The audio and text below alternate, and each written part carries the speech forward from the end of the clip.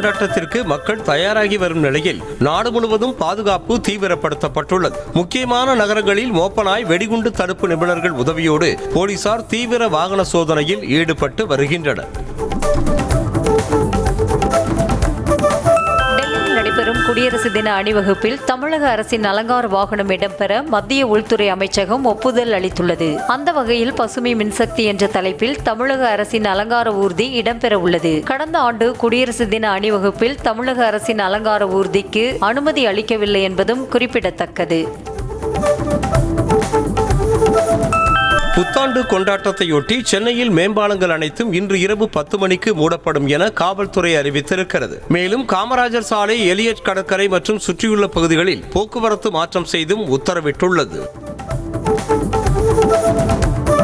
திமுக தேர்தல் அறிக்கைக்கான குழுவிடம் பொதுமக்கள் தங்களின் எதிர்பார்ப்புகளை, கருத்துக்களை பதிவு செய்யும் வகையில் பிரத்யேக செயலியை முதலமைச்சர் மு.க.ஸ்டாலின் இன்று அறிமுகம் செய்து வைக்கிறார். தேர்தல் அறிக்கையில் என்னென்ன விஷயங்கள் இடம்பெற வேண்டும் என்று பொதுமக்கள் தங்களுடைய கருத்துக்களை தெரிவிப்பதற்காக பிரத்யேக செயலி உருவாக்கப்பட்டுள்ளது.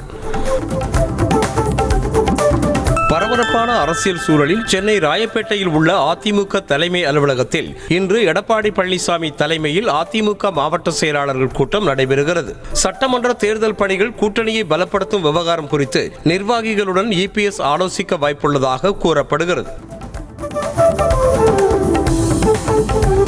2026 சட்டமன்ற தேர்தலில் அதிமுக சார்பாக போட்டியிட விரும்பும் நிர்வாகிகள் தலைமை அலுவலகத்தில் விருப்ப மனுக்கள் வழங்கும் கால அவகாசம் இன்றுடன் நிறைவு பெறுகிறது. இதேபோன்று காங்கிரஸ் சார்பாக போட்டியிட விரும்பும் நிர்வாகிகள் மாநில காங்கிரஸ் தலைமை அலுவலகத்தில் விருப்ப மனுக்கள் வழங்கும் அவகாசம் இன்றுடன் நிறைவு பெறுகிறது.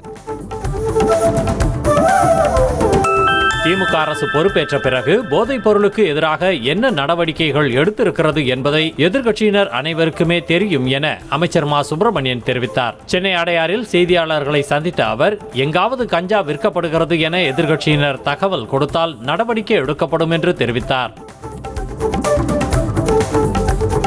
தமிழகத்தில் கஞ்சா நடமாட்டம் இல்லை என அமைச்சர் மா. சுப்பிரமணியன் முழு பூசணிக்காயை சோற்றில் மறைப்பதாக எடப்பாடி பழனிசாமி கூறியுள்ளார். கஞ்சா போதை ஆசாமிகளால் கொலை, கொள்ளை, பாலியல் வன்கொடுமைகள் நடக்காத நாளே இல்லை எனவும் EPS சரமாரியாக குற்றம் சாட்டியிருக்கிறார். சைலேந்திரபாபு DGP-யாக இருந்தபோது கஞ்சாவை ஒழிப்பதற்கு 2.0, 3.0, 4.0 என்று போட்டுக்கொண்டு ஓய்வு பெற்றுவிட்டதாக எதிர்க்கட்சி தலைவர் எடப்பாடி பழனிசாமி கடுமையாக சாடினார். ஒரு காலத்தில் ஸ்காட்லாந்து காவல்துறைக்கு அடுத்ததாக போற்றப்பட்ட தமிழ்நாடு காவல்துறை தற்போது ஆளும் அரசுக்கு சேவை செய்து வருவதாக விமர்சனம் செய்திருக்கிறார். போதைப்பொருள் கலாச்சாரம் அதிமுக ஆட்சியிலேயே தொடங்கிவிட்டதாக EPS-ற்கு அமைச்சர் MRK பன்னீர்செல்வம் பதிலடி கொடுத்திருக்கிறார். காஞ்சிபுரத்தில் நடைபெற்ற நலத்திட்ட உதவிகள் வழங்கும் விழாவில் பேசிய அவர், அதிமுக ஆட்சியில் வளர்ந்த போதைப்பொருள் கலாச்சாரத்தை திமுக தடுத்துக் கொண்டிருப்பதாக தெரிவித்தார்.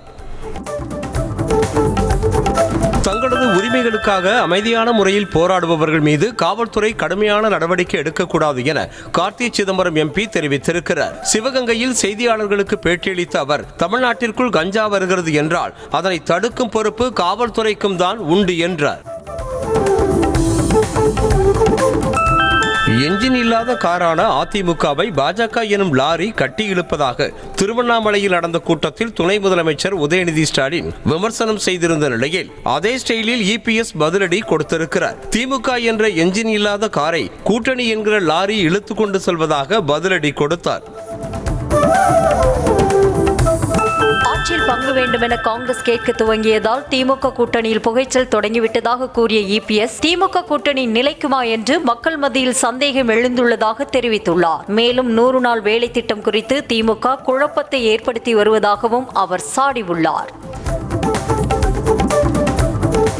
தமிழ்நாட்டில் திமுகவும் காங்கிரசும் வலிமையாக இருப்பதால் 2026 தேர்தலில் நிச்சயம் வெற்றி பெறுவோம் என முன்னாள் அமைச்சர் ப. சிதம்பரம் தெரிவித்திருக்கிறார். ஆலங்குடி தொகுதி பாக முகவர்கள் கலந்தாய்வு கூட்டத்தில் பேசிய அவர், தமிழ்நாடு மாநிலத்தை பற்றி கவலைப்பட வேண்டாம் என்றும் இங்கு நாம் தான் வெற்றி பெறுவோம் என காங்கிரஸ் தலைவரிடம் கூறிவிட்டதாகவும் தெரிவித்திருக்கிறார். இந்திய அரசியலமைப்பு சட்டத்தை திமுக அரசு காலில் போட்டு மிதிப்பதாக மத்திய இணையமைச்சர் எல். முருகன் சாடியுள்ளார். மதுரை மாவட்டம் திருப்பரங்குன்றம் கோவிலில் செய்தியாளர்களை சந்தித்த அவர், முதலமைச்சர் மீது தமிழ்நாட்டில் மட்டுமல்லாமல் உலகம் முழுவதிலும் உள்ள முருக பக்தர்கள் கோபம் கொண்டிருப்பதாக தெரிவித்தார். அரசு ஊழியர்கள் மற்றும் ஆசிரியர்களுக்கு பழைய ஓய்வூதிய திட்டத்தை ஜனவரி 6ஆம் தேதிக்குள் அமல்படுத்த வேண்டும் என பாமக தலைவர் அன்புமணி ராமதாஸ் தெரிவித்துள்ளார். ஆட்சிக்கு வந்தபோதே பழைய ஓய்வூதிய திட்டத்தை செயல்படுத்தி இருக்க வேண்டிய திமுக அரசு 10 வாக்குறுதிகளில் ஒன்றை மட்டும் நிறைவேற்றி அவர்களை ஏமாற்றத்தான் முயற்சித்தது என அவர் குற்றம் சாட்டியுள்ளார். நாளை புத்தாண்டு கொண்டாடப்படும் நிலையில் தமிழ்நாட்டில் நேற்று இரவோடு இரவாக சத்யபிரதா சாஹூ உள்ளிட்ட 9 IAS அதிகாரிகளை இடமாற்றம் செய்து தமிழ்நாடு அரசு உத்தரவிட்டிருக்கிறது. இளைஞர் நலன் மற்றும் விளையாட்டு மேம்பாட்டுத்துறை செயலாளராக சத்யபிரதா சாஹூ நியமனம் செய்யப்பட்டிருக்கிறார்.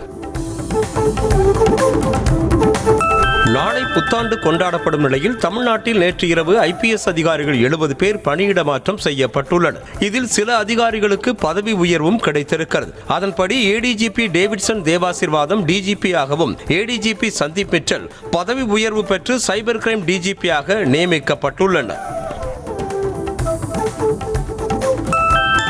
CBCID IG அன்பு பதவி உயர்வு பெற்று அதே துறையில் ADGP ஆக நியமனம் செய்யப்பட்டிருக்கிறார். தென்மண்டல IG பிரேமான சின்ஹா ADGP ஆக பதவி உயர்வு பெற்று ஆவடி காவல் ஆணையராக நியமனம் செய்யப்பட்டிருக்கிறார். ஆவடி கமிஷனர் சங்கர் மற்றும் தாம்பரம் கமிஷனர் அபின் தினேஷ் மொடாக் ஆகியோர் பணியிட மாற்றம் செய்யப்பட்டுள்ளனர்.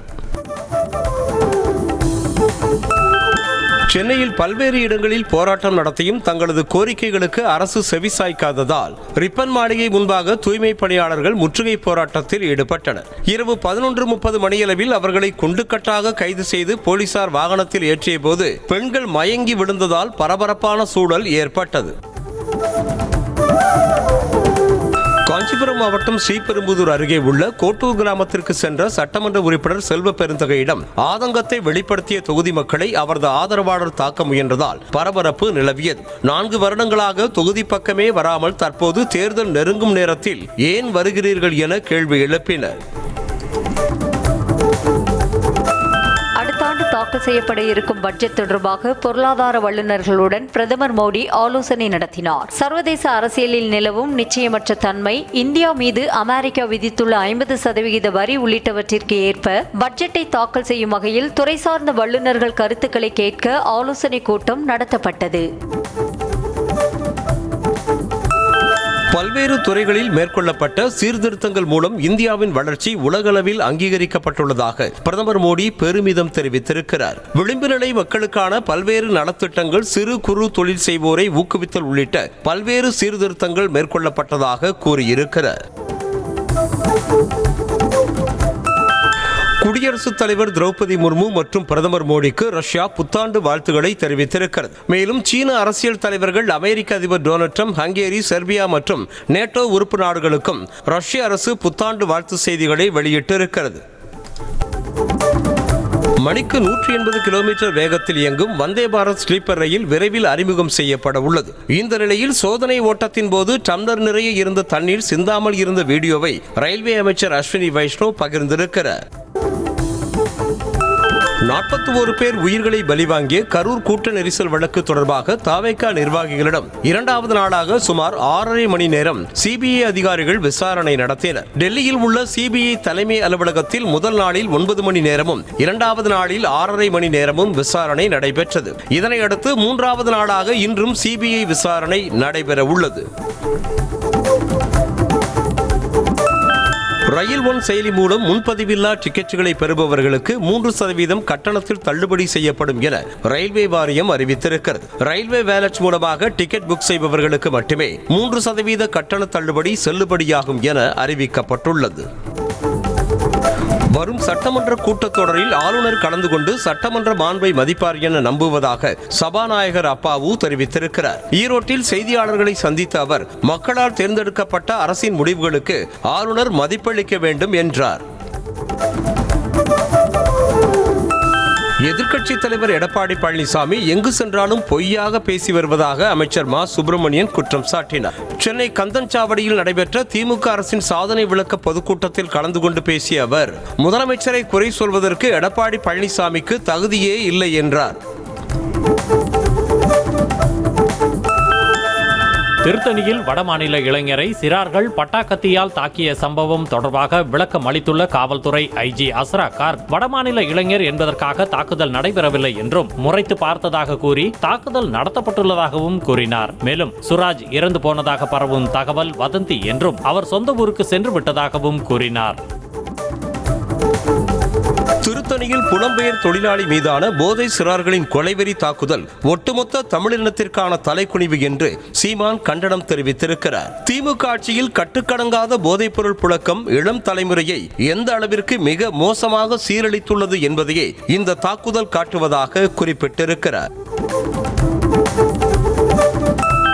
வடமாநில இளைஞரை சிறுவர்கள் சேர்ந்து பட்டாக்கத்தியை வைத்து கொடூரமாக தாக்கும் சம்பவத்தை குறிப்பிட்ட தாவேக தலைவர் விஜய், இளைஞர்கள் எக்கேடும் கெட்டு வீணாய் போனால் நமக்கு என்ன என ஆளும் அரசு அலட்சியமாக செயல்பட்டு வருவதாக விமர்சித்துள்ளார். எஞ்சியிருக்கும் ஆட்சி காலத்திலாவது போதைப் பொருள் புழக்கத்தை முழுவதும் கட்டுப்படுத்த நடவடிக்கை எடுக்க வேண்டும் என வலியுறுத்தியுள்ளார்.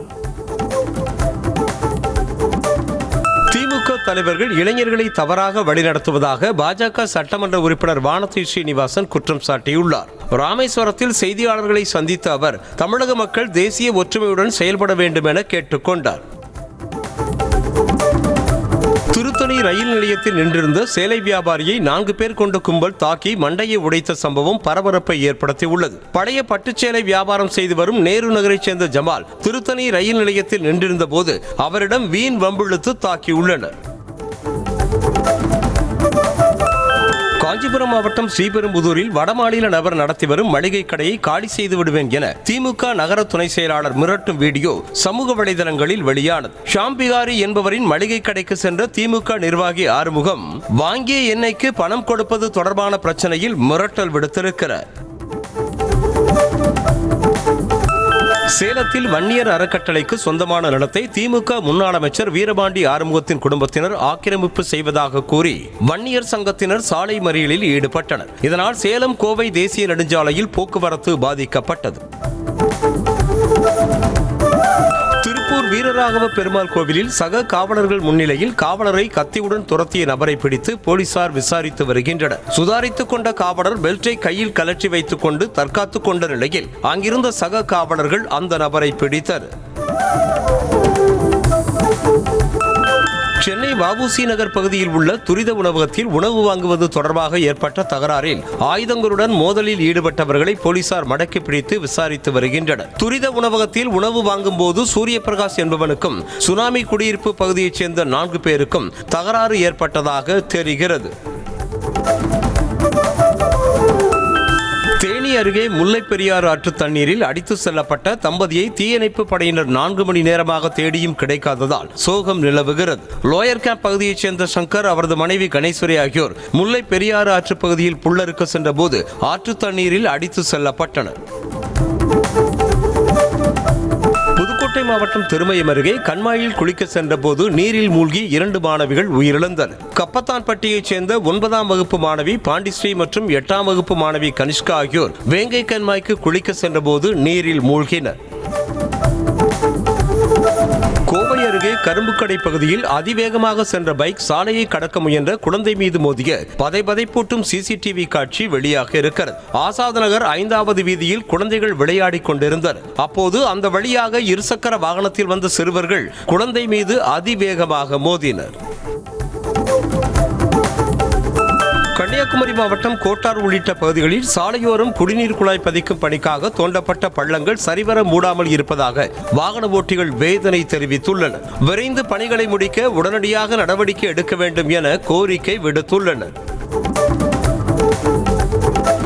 சிவகங்கை மாவட்டம் திருப்புவனம் அருகே கிளாதரி கிராமத்தில் போலீசார் பாதுகாப்புடன் அனுமதியின்றி கிராவல் மண் கடத்தப்படுவதாக புகார் எழுந்திருக்கிறது. பெரியார் கால்வாய் நீர்பிடிப்பு பகுதியில் ஆங்காங்கே பள்ளம் தோண்டி மண் திருடப்படுவதாகவும் மணல் கடத்தல் தொடர்பாக அதிகாரிகளிடம் புகார் அளித்தும் நடவடிக்கை எடுக்கப்படவில்லை எனவும் மக்கள் தெரிவித்தனர்.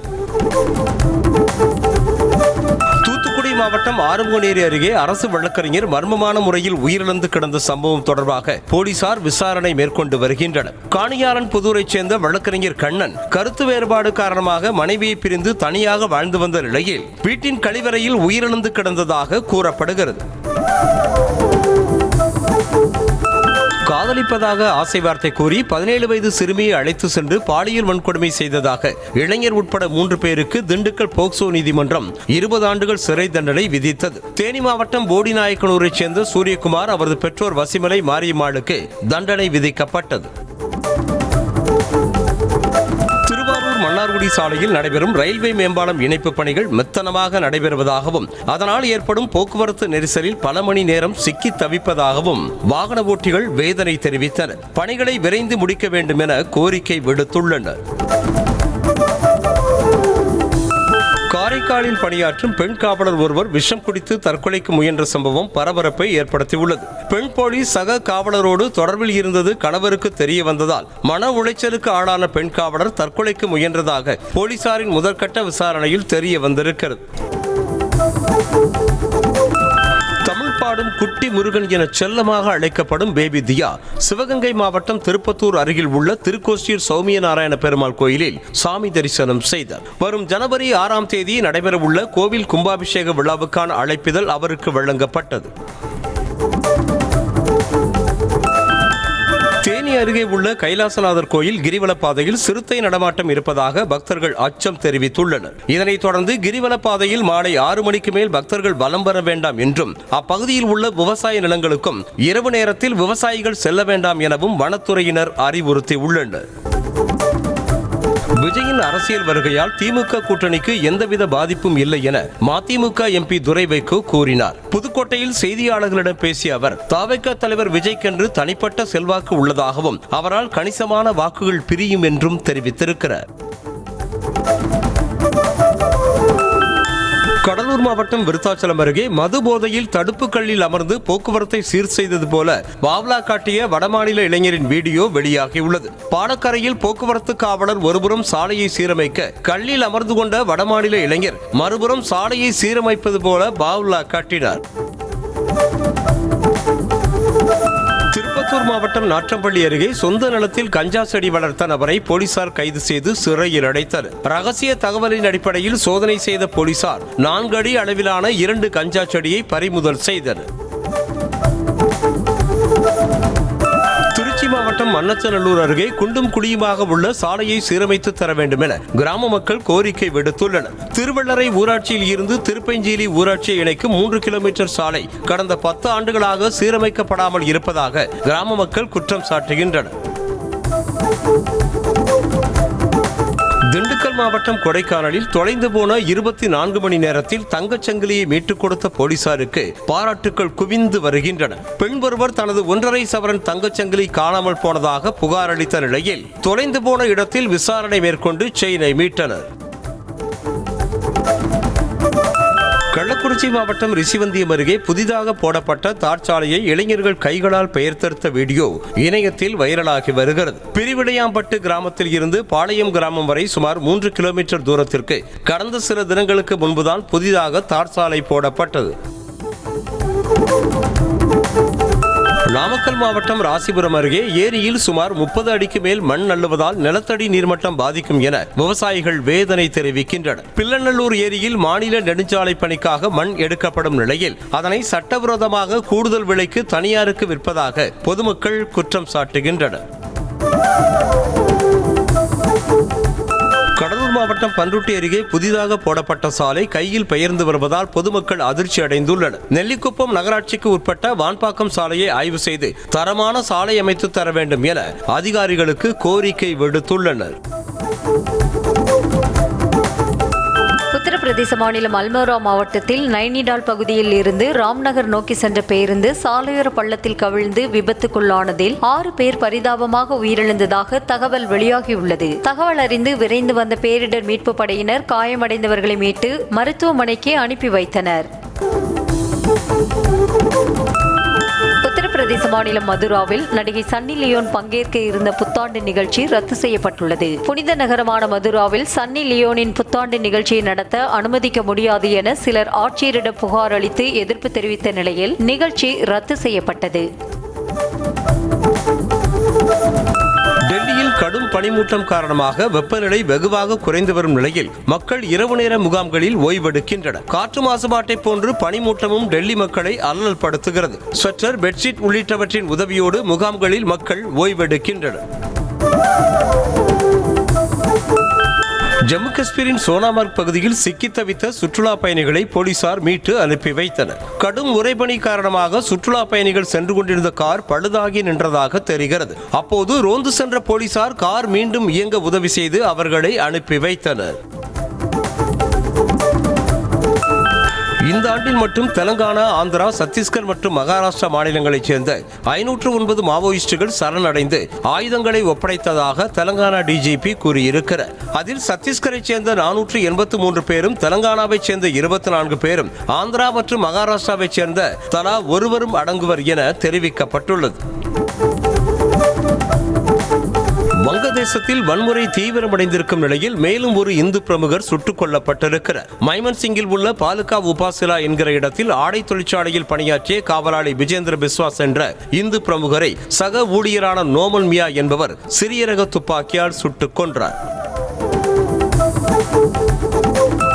வங்கதேசத்தின் முதல் பெண் பிரதமர் கலிதா ஜியாவின் இறுதிச் சடங்கில் மத்திய வெளியுறவுத்துறை அமைச்சர் ஜெய்சங்கர் பங்கேற்கிறார். வங்கதேசத்தின் முதல் பெண் பிரதமராகவும் அந்நாட்டின் வளர்ச்சியில் பெரும் பங்காற்றிய கலிதா ஜியா உடல்நலக்குறைவு காரணமாக நேற்று காலமானார். இன்று நடைபெறும் இறுதிச் சடங்கில் பல்வேறு உலக நாட்டு தலைவர்களும் கலந்து கொள்ள உள்ளனர்.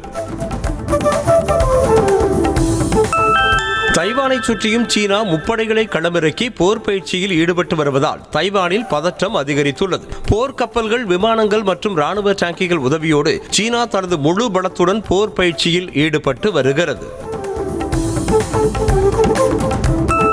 போர் ஒப்பந்தம் செய்யப்பட்ட பிறகு பாலஸ்தீன மக்களுக்கு இஸ்ரேல் பல்வேறு உதவிகளை செய்து வரும் நிலையில் நிதி மற்றும் செயல்பாடு குறித்த தகவலை சில அமைப்புகள் பரிமாற்றம் செய்ய தவறியதாக இஸ்ரேல் குற்றம் சாட்டி வருகிறது. தகவல்களை பரிமாற்றம் செய்ய தவறும் பட்சத்தில் நாளை முதல் உதவி செய்யும் அமைப்புகளின் செயல்பாடுகள் நிறுத்தப்படும் என அறிவித்திருக்கிறது. ஈரான் மீண்டும் நிறுவ முயற்சி செய்யும் அணு ஆயுத திட்டத்தை அமெரிக்கா அழிக்க முயற்சி செய்தால் நிச்சயம் பதிலடி கிடைக்கும் என ஈரான் அதிபர் மசூத் பெசஸ்கியான் எச்சரிக்கை விடுத்திருக்கிறார். இஸ்ரேல் ஈரான் போரின் போது ஈரானின் அணுசக்தி திட்டத்தை தாக்கி அமெரிக்கா அழித்தது. அணுசக்தி திட்டத்தை மீண்டும் நிறுவக்கூடாது என டொனால்ட் ட்ரம்ப் எச்சரித்திருந்தார். ஏமன் நாட்டின் தெற்கு பகுதியில் பிரிவினைவாதிகளுக்கு ஆதரவு அளித்து வந்த படைகளை திரும்பப் பெறுவதாக ஐக்கிய அரபு அமீரகம் அறிவித்திருக்கிறது. பிரிவினைவாதிகளுக்கு ஆதரவாக ஆயுதங்களை ஏற்றி செல்ல கப்பல் ஏமனில் உள்ள துறைமுகத்தில் காணப்பட்டதால் சவுதி தாக்குதல் நடத்தியது. இதனால் படைகளை திரும்பப் பெறும் முடிவை ஐக்கிய அரபு அமீரகம் எடுத்திருக்கிறது. இத்தாலியின் ஆல்ப்ஸ் மலைத்தொடரில் கேபிள் கார் விபத்துக்குள்ளானதில் சுற்றுலா பயணிகள் 4 பேர் படுகாயமடைந்தனர். 100க்கும் மேற்பட்டோரை ஹெலிகாப்டர் உதவியோடு மீட்பு படையினர் மீட்டனர். 2 கேபிள் கார்கள் ஒன்றோடு ஒன்று மோதிக்கொண்டதால் விபத்து ஏற்பட்டதாக முதற்கட்ட தகவல் வெளியாகியிருக்கிறது. டென்மார்க் நாட்டில் இந்த மாதத்துடன் தபால் சேவையை முடிவுக்கு கொண்டு வர உள்ளதாக அந்நாட்டு அரசு அறிவித்திருக்கிறது. பார்சல் டெலிவரிக்கான தேவை அதிகரித்திருப்பதால் தபால் சேவையை நிறுத்திவிட்டு அந்த சேவையை மட்டும் அரசு தொடர உள்ளதாக தெரிகிறது. சுமார் 400 ஆண்டுகளாக செயல்பட்டு வரும் சேவை 2000வது ஆண்டுகளுக்கு பிறகு பெருமளவில் சரிய தொடங்கியது. இலங்கைக்கு எதிரான T20 கிரிக்கெட் தொடரை இந்திய மகளிர் கிரிக்கெட் அணி முழுமையாக வென்று அசத்தி இருக்கிறது. இந்திய அணி ஏற்கனவே 4 போட்டிகளில் வெற்றி பெற்றிருந்த நிலையில் 5வது போட்டி திருவனந்தபுரத்தில் நடைபெற்றது. இதில் இந்திய அணி 7 விக்கெட்டுகள் இழப்பிற்கு 175 ரன்களை அடித்தது. இலங்கை அணி 7 விக்கெட்டுகளை இழந்து 160 ரன்களை மட்டுமே எடுத்தது. மகளிர் T20 சர்வதேச போட்டிகளில் அதிக விக்கெட்டுகளை வீழ்த்திய வீராங்கனை என்ற சாதனையை இந்திய வீராங்கனை தீப்தி சர்மா படைத்திருக்கிறார். இந்த பட்டியலில் 152 விக்கெட்டுகளோடு தீப்தி சர்மா முதலிடத்திலும், ஆஸ்திரேலியாவின் மேகன் ஸ்காட்ச் 151 விக்கெட்டுகளோடு 2வது இடத்திலும் உள்ளனர்.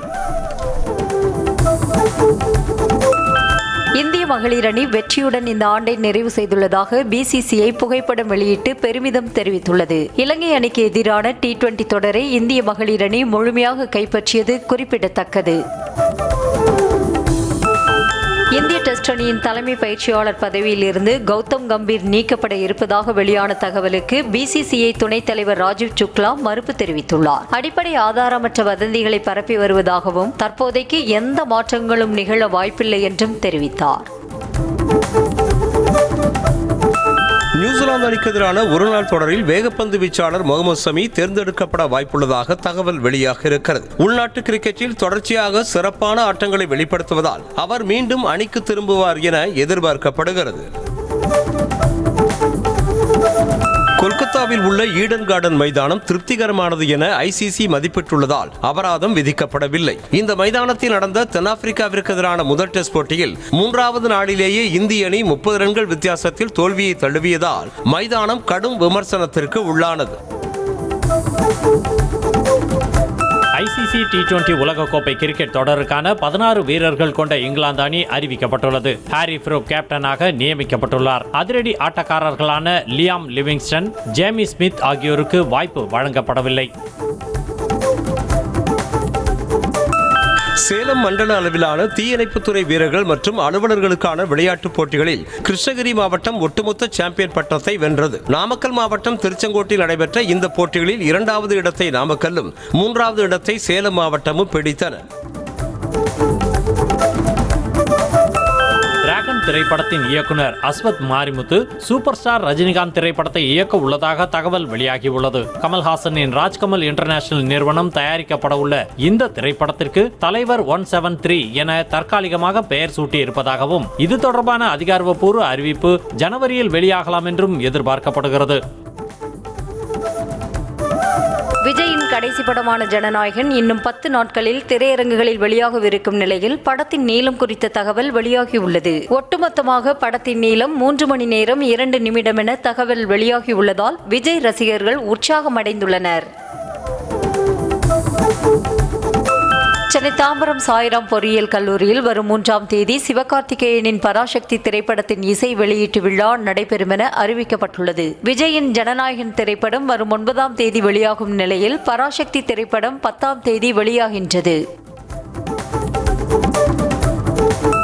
மூக்குத்தியம்மன் 2 திரைப்படத்தின் படப்பிடிப்பு நிறைவு பெற்றதாக வீடியோ வெளியிட்டு படக்குழு அறிவித்திருக்கிறது. நயன்தாரா அம்மனாக நடிக்க சுந்தர்சி இயக்கியிருக்கும் இத்திரைப்படத்தில் ரெஜினா கசான்ட்ரா, யோகி பாபு, ஊர்வசி உள்ளிட்டோரும் நடித்துள்ளனர். 2026 கோடை விடுமுறையின் போது படத்தை ரிலீஸ் செய்ய படக்குழு முடிவு செய்திருக்கிறது.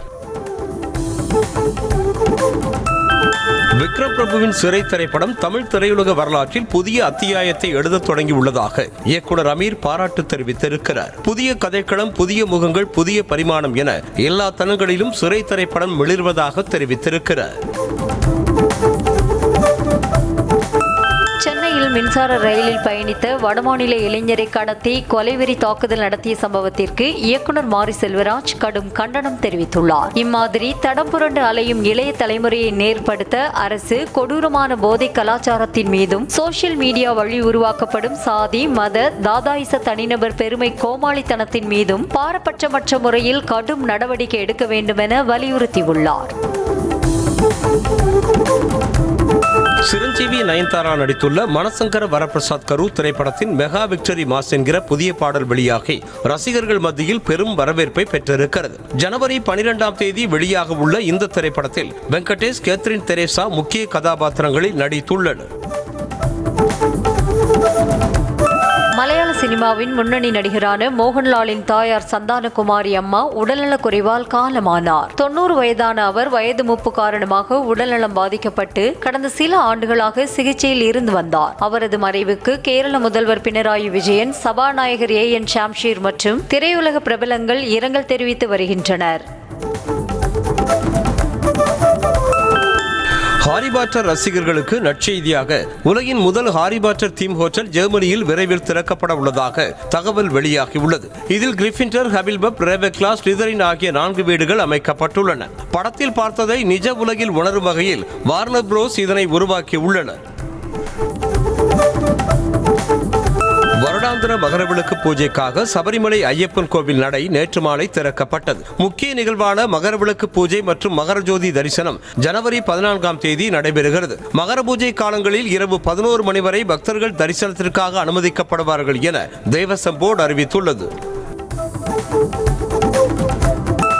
சென்னை திருவொற்றியூர் காலடிப்பேட்டை கல்யாண வரதராஜ பெருமாள் கோவிலில் வைகுண்ட ஏகாதசியை முன்னிட்டு நடைபெற்ற கருட சேவை நிகழ்ச்சியில் திரளான பக்தர்கள் கலந்து கொண்டு சுவாமி தரிசனம் செய்தனர். விழாவில் உற்சவர் பவளவண்ண பெருமாள் கருட வாகனத்தில் எழுந்தருளி 4 மாட வீதிகளிலும் வலம் வந்தார்.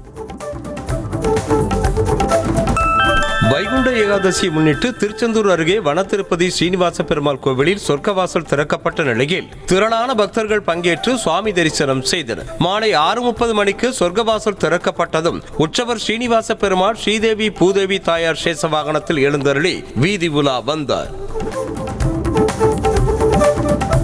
சிவகங்கை மாவட்டம் திருக்கோஷ்டியூரில் அமைந்துள்ள ஸ்ரீ சௌமிய நாராயண பெருமாள் கோயிலில் வைகுண்ட ஏகாதசி உற்சவத்தை முன்னிட்டு இரவில் சொர்க்கவாசல் திறக்கப்பட்டது. சப்பரத்தில் ஊர்வலமாக தூக்கி வரப்பட்ட பெருமாளை கண்டு பக்தர்கள் கோவிந்தா கோவிந்தா என முழக்கம் எழுப்பி வழிபட்டனர்.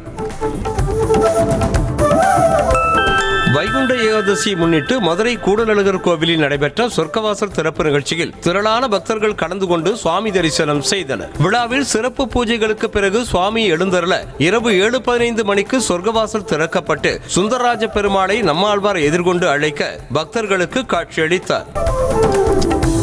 தென்காசி மாவட்டம் சங்கரன் கோவில் சங்கரநாராயண சுவாமி கோயில் திருவாதிரை திருவிழாவில் திரளான பக்தர்கள் கலந்து கொண்டு சுவாமி தரிசனம் செய்தனர். 6ஆம் நாள் இரவு நடராஜர் படியிறக்கப்பட்டு சிறப்பு அபிஷேகம் மற்றும் தீபாராதனை நடைபெற்றது. தொடர்ந்து சுவாமி உள் பிரகாரத்தில் வலம் வந்து ஆனந்த தாண்டவம் ஆடினார். நெல்லை பாளையங்கோட்டை ராஜகோபால சுவாமி திருக்கோவிலில் வைகுண்ட ஏகாதசியை முன்னிட்டு சொர்க்கவாசல் திறக்கப்பட்டது. சொர்க்கவாசல் மண்டபத்தில் பெருமாளுக்கு தீபாராதனை காண்பிக்கப்பட்ட நிலையில் பக்தர்கள் திரளாக குவிந்து கோவிந்தா கோஷமிட்டு வழிபாடு செய்தனர். நெல்லை மாவட்டம் நாங்குநேரி ஸ்ரீ வானுமாமலை பெருமாள் கோவிலில் நடைபெற்ற சொர்க்கவாசல் திறப்பு விழாவில் ஆயிரக்கணக்கான பக்தர்கள் கலந்து கொண்டு சாமி தரிசனம் செய்தனர். சொர்க்கவாசலுக்கு புனித நீர் தெளிக்கப்பட்டு சிறப்பு பூஜைகள் நடைபெற்றன. நாமக்கல்லில் உள்ள அரங்கநாத சுவாமி கோயிலில் சொர்க்கவாசல் திறப்பையொட்டி பக்தர்கள் நீண்ட வரிசையில் காத்திருந்து சாமி தரிசனம் செய்தனர். தங்களுக்கு குடிநீர் உள்ளிட்ட அடிப்படை வசதிகளை இந்து சமய அறநிலையத்துறை செய்யவில்லை என புகார் தெரிவித்தனர். மோட்டோரோலா சிக்னேச்சர் ஸ்மார்ட் போன் வரும் ஜனவரி 7ஆம் தேதி இந்தியாவில் அறிமுகமாகும் என்பதை அந்நிறுவனம் உறுதிப்படுத்தியுள்ளது. ஃபேப்ரிக் பினிஷ் கொண்ட பின்புற பேனல், பிளாட் டிஸ்பிளே, சீரான மெல்லிய ஃபெசல்கள் மற்றும் முன் கேமராவிற்காக மையப்படுத்தப்பட்ட பஞ்ச் ஹோல் ஸ்லாட் என பல்வேறு சிறப்பம்சங்களுடன் இந்த ஸ்மார்ட் போன்கள் அறிமுகமாகின்றன.